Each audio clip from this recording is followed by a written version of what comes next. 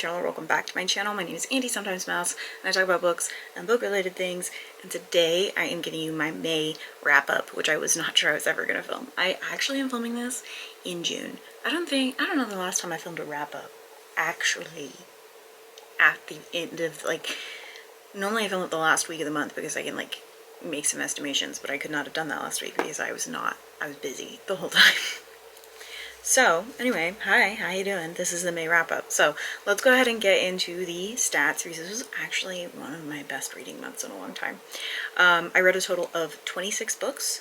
The total pages read were 4,955. The total audio hours listened were 105 hours and 15 minutes, which as days is 5 days, 9 hours and 15 minutes. My average pages per day was 162.5, and my average hours of listening per day were 5 hours, 50 minutes, and 5 seconds. My average rating was a 3.5, which I think is kind of high historically. No, last month was much higher. What? Actually, 3.5 might be pretty low. It is the second lowest month. Just kidding. Never mind. I think I read a lot of 3-star books. Nothing particularly bad, which is why when I talk about the worst book this month, it's going to be a little bit hit or miss for me. But yeah, I purchased a total of 3 books because we went to the Second Chance Books near me, mostly to meet Fable the cat, and I spent $12.38. So 3 books, $12, not bad. I checked out a total of 21 library books, which saved me $394.18. I reread 4 books, listened to 10 audiobooks, 15 ebooks, and 1 physical book. Listened to 10 audiobooks and then read 15 ebooks and 1 physical book.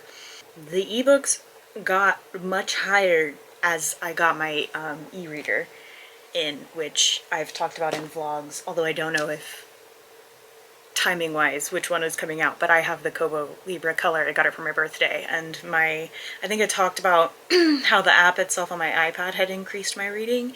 The actual e-reader itself has increased my reading like an obscene amount. I really enjoy its functionality. For the audiences of these books, 12 of them were adult books, 9 of them were young adult, and 5 of them were middle grade / children's, which is wild. Like, that's quite a bit for me. Like, children, middle grade, I mean. The genres were 3 sci-fi, 11 fantasy, 2 romance, 3 historical, 1 thriller, 3 horror, 1 classic, 1 nonfiction, and 1 contemporary. So the goal of reading 1 of every genre continues. She's done it again. I didn't know how this month genre-wise was gonna pan out. Like, I just kept adding books in, and so I wasn't sure how the book blanket was gonna pan out, but I just finished putting it together and it looks fine. I will not be showing you guys that yet, but in July, I think, I have a book blanket update video that's gonna come out. Let's talk about the best books I read this month. So first up, we have Bury Your Gaze by Chuck Tingle. I had high expectations for this and they were met. It was a really interesting conversation. I think I wrote it down, like what my actual thoughts were. Let's see. Yeah, it was a really good conversation about corporate queer, like, things, like pride as a capitalistic thing versus when we no longer have that. But it was also a really good conversation about queer horror and how there's always and should always be space for queer horror, and there should always be space for queer characters to be messy and toxic and whatever, while all through the lens of an actual horror book. It was a really interesting way to have those discussions within the genre itself. Like, it was very self-reflective of itself, or introspective of itself. I don't know. And I really enjoyed that. Chuck Tingle's writing also, I don't know that I've read anything else from him, but it was really solid. I found myself deeply invested. I cared about the characters. I cared about the storyline. I wanted to keep reading even after I had met, like, okay, this was my goal for the day. Just kidding. No, I want to keep reading. And so, yeah, I thought that it was really well handled and really well done, and that's why I enjoyed it so much. The next one was How to Summon a Fairy Godmother, and I did not expect this, by Laura J. Mayo. This is a romantasy-esque kind of book. It's very fantasy more than it is romance. There is romance, but the fantasy part is more expected. It is a very light book, like it's a silly, fun kind of story, and it was a retelling kind of Cinderella, and more like the aftermath of Cinderella, which I thought was a very unique thing. I mean, I've watched the Cinderella sequels, so like I know some stuff, but I'm just kidding. But I thought it was kind of an interesting take and a fun take on it, and I just genuinely had a lot of fun. I thought it was very cute. I liked the storyline and the characters. I do have some questions that logically did not get answered, but I'm not like mad about it. I don't feel like they needed to get answered. And this is a series, and I went in with this not planning to read the next book. Like I was just like, I've had this book on my list for a long time and I just want to get it off my list. And yeah, I actually might read the sequel because I enjoyed this book so much. I ended up rating it 4 stars, I think, and it was really good. And the next one is When the Wolf Comes Home by Nat Cassidy. I don't know if you guys know this, but I'm a Nat Cassidy super fan. I love his horror. I think he does a fantastic job of his horror, and also his trigger warnings at the beginning of the book and his author notes are fantastic. Like, I remember them, which is wild to say. I generally just continue, like, I think a lot of the time the author's note just like happens because I haven't turned the audiobook off. That sounds terrible, but it's true. So yeah, I really enjoyed it. So When the Wolf Comes Home, it ended up being a 5-star read. I think the biggest thing was that there was some logic towards the end that I struggled with a little bit. But that's kind of the point, because it is a conversation about panic and fear and family and nurture versus nature, and who is a monster, right, at the end of the day, and how we view those, and how things from one lens shapes a person. I don't know. All through, it's still being horror, and this is something that Nat Cassidy does pretty consistently in all of his books. I did appreciate that this had more of a, from Nat Cassidy specifically, that while our main character was a woman, that there was still more of this focus on the relationship with fatherhood and fathers. Nat Cassidy is a father and a son, obviously, he's gotta be somebody's kid. And a lot of his books are from the lens of womanhood, and he writes that really well, and also in his author's notes, he's like, I know I'm not a woman, and this is not my place. He's very, very clear that he probably gets some things wrong, whatever. This was probably the first book that I never had that inkling in the back of my mind where I was like, it's very weird when men write women sometimes. Not that he writes women badly, ever. He really doesn't, because if he did, I wouldn't read the books. But this seemed like he had more of a connection to it, I don't know if that makes sense. But I enjoyed it a lot. And those are my top books. I want to give like an honorary mention to The Lion, the Witch, and the Wardrobe. I did not expect to enjoy that book as much as I did. She's a snack, very short, and a classic book, and I might read the rest of the books to meet my classic book quota, just because I really enjoyed it. It was an interesting story for a very short story, especially since I've seen the movies like way too many times. All of them, repeated. Like, I've seen all the movies a lot of times. I was in Christian private school. Come on now. These were the fantasy movies we ate up like snacks.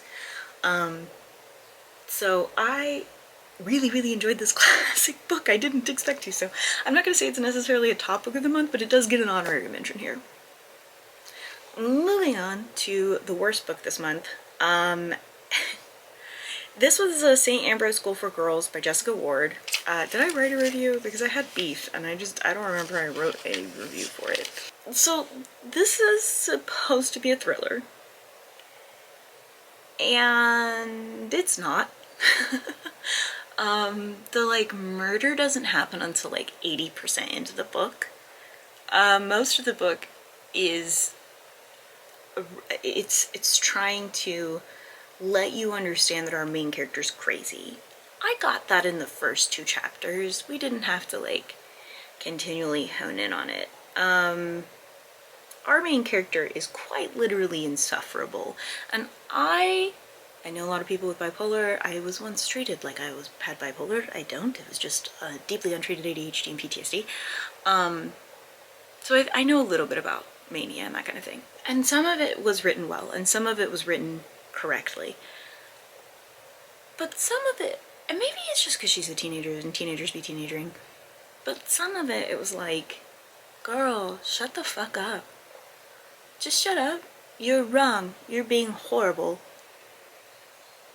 Shut the fuck up. The book was really long, and the main character was insufferable to read. She was mind-blowingly insufferable to read. The plot line was like dumb. It was dumb. The most thrilling thing about this thriller was when it ended. That was, in fact, the most thrilling part, was when it ended and I got to say cool and hit the return button on Libby. That was pretty thrilling. I was really excited about that. I think that was the most exciting part of my experience with the book. Yeah, it was really bad, y'all. I hated this book. I did not enjoy it at all. I thought there was one other that I didn't like, but I didn't write it down, I don't think. An honorable mention, not in the worst book category, but just like as a side note, an honorable mention. I did reread the Barcode Tattoo series. I was supposed to do a video about it, but I don't know. I still have to edit that footage. It's the whole thing, and I don't know when I'm gonna get around to that. Those books are horrible and also fantastic, and I think you should read them with the expectation that they're horrible, but fantastic. They are insane. They are 200 pages. They never should have been written. So, yeah, that's my wrap up though. That's everything. It was definitely an interesting month for reading, and I got a lot of books read that I wanted to get read. I finished a couple of, I don't know if I finished any series, but like I finished a series that like up to its most current up to date. I'm almost done with the Witch series, so that's always very satisfying. I have 2 books left. And I found out that I liked The Lion, the Witch, and the Narnia series. That's crazy. Who knew? But yeah, it was a very satisfying month. So that's my wrap up. I hope that you enjoyed it. And if you are watching this and you're participating in Clear Your Shit, hi, how's it going? Have you completed any of the prompts yet? What do you think of our story so far? Thank you.